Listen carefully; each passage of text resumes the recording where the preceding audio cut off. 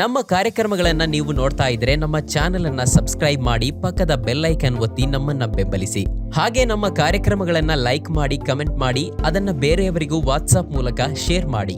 ನೀವು ಹೀಗೆ ಮಾಡಿದಾಗ ನಮ್ಮ ಚಾನೆಲ್ ಮತ್ತಷ್ಟು ಜನರಿಗೆ ತಲುಪಲು ನೀವು ನಮ್ಮೊಂದಿಗೆ ಸಹಕರಿಸಿದ ಹಾಗಾಗುತ್ತೆ.